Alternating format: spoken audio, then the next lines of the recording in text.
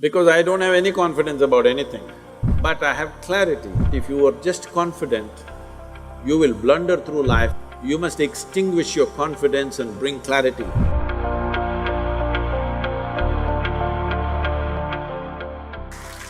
So, Sadhguru, you are so reverend and you are so cherished. Do you ever get a superiority complex? Right now, yes.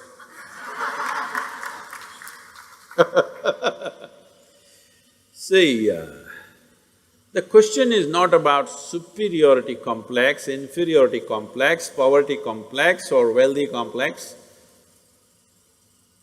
That you have a complex is a serious problem, isn't it? Whatever kind it is. What a complex means is, you have assumed something about yourself and you have concretized that assumption. In such a way, you make a bloody fool of yourself wherever you go. Do I look like that? Hello? Do I look like I'm making a bloody fool of myself with you? No. No. So, no complex of any kind. But then our confidence fluctuates every day. So, what do you have to say about that? Because I don't have any confidence about anything, I just have clarity. People think I have knowledge. No, my head is empty. That's why to make it look little substantial, I have a turban. It's totally empty always. But I have clarity. Clarity means what? You see things the way they are. Knowledge means what? You have fixed information about everything. If things have changed, you will not see it the way it is. That's as good as being blind. See, people think owls are blind. It's not true. Their vision is far more sensitive than yours. But because of sunlight, they're blinded because it's too much. When light goes down, he sees very clearly. Not because he's blind, because his eyes are super sensitive. So, it's important that you bring clarity to your life, not knowledge, because knowledge is conclusions that you gather. Knowledge is okay when you're trying to do something physical, material in the world, but not with life. Is it true what you thought was absolute at the age of 12, today is not true? Yes or no? Are you sure that whatever you think is this is it right now, will be this is it in another 3 years' time? Of course not. You know that, so you know you're wrong. Yes or no? Yes. So you know anyway you're wrong, so why assert the wrong things? Well, right now we are wrong, at least let's manage with little more conscious. If you know you're wrong, you will walk carefully, isn't it? Hello? But you think you're absolutely correct, then you will do stupid things and you blunder around the world. If you know you're not seeing properly, will you walk carefully or no? If I ask you to walk through a dark room, suppose we turn off all the lights and close it down, everything, pitch dark, if I ask you to walk, suddenly will you become super alert and conscious as to how you walk? But when the lights are on, you're just going unconsciously, bumping into everybody. So if you learn to walk every moment, like there are no lights and you're looking at everything absolutely carefully, then what you see clearly, you go through it, what you don't see clearly, you hesitate, some places you take a little bit of chance. But if you are just confident, you will blunder through life, we don't know where you will get in and what you will get trapped into. Most people are trapped into their professions, their family situations, their social situations in such a way, they all became like this.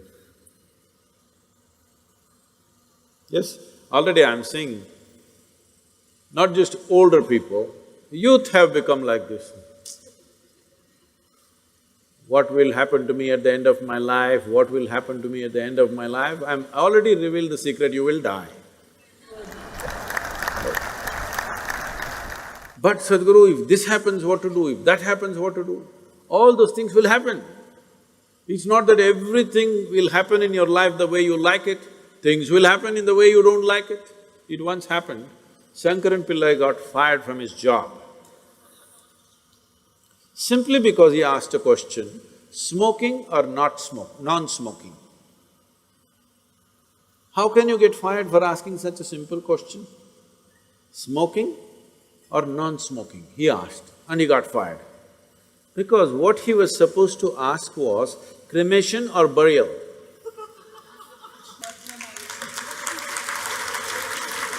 So, many times what you do, thinking I'm right, may be irrelevant to the situation in which you exist. So the most important aspect of your life is you're relevant, not right. You're just relevant. To the existing situation, you're relevant. I am right, I am right, I am right. This is confidence.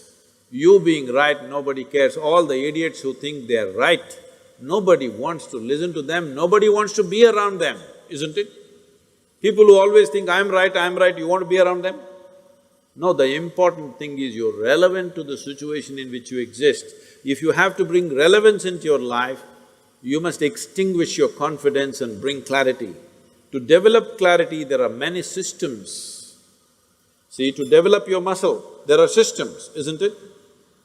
Similarly, to develop clarity, there are many systems. Unfortunately, our education system is dulling clarity in so many ways. Some of the research studies in the university shows that if a child goes to kindergarten and goes through 20 years of education, I'm sorry, I'm saying this is an educational institution, 20 years of education and comes out, let's say, with a PhD, they are saying 70% of their intelligence is irrevocably destroyed. So you have a knowledgeable idiot. What do you do with this? Well, you can impress people by throwing information, but this whole game of impressing people, throwing this information and that information around is all going to go because that Google lady is better than any of these idiots. Hello? It's really amazing. I am just traveling to wherever, let's say I'm flying to United States or Africa or somewhere, I just ask, what is the morning temperature in Entebbe? I'm landing there. Without batting an eyelid, in 2 seconds, she tells me it's 14 degrees centigrade and by afternoon it's 18 degrees centigrade, by evening it's again 12 degrees centigrade. Who could ever say this? Hello? She may not be perfectly right, but she's almost there. So, people who are carrying a basket of information on their head and feeling superior, I want you to understand this in this country and everywhere else in the world. In not the previous but the previous generation, somebody who could read a book was seen godlike because everybody else was illiterate. And people thrived simply because they can read the Gita or the Bible or something else. They thrived simply because they can read. But once everybody can read, we are ignoring those people completely. Yes or no? Hello? So, people who are carrying information and feeling superior, they will all be made into nothing in the next 15 to 20 years' time. Once artificial intelligence becomes all over the place, information will mean nothing because it'll be available everywhere. By then you must be competent to do something beyond information. This is why I'm with you.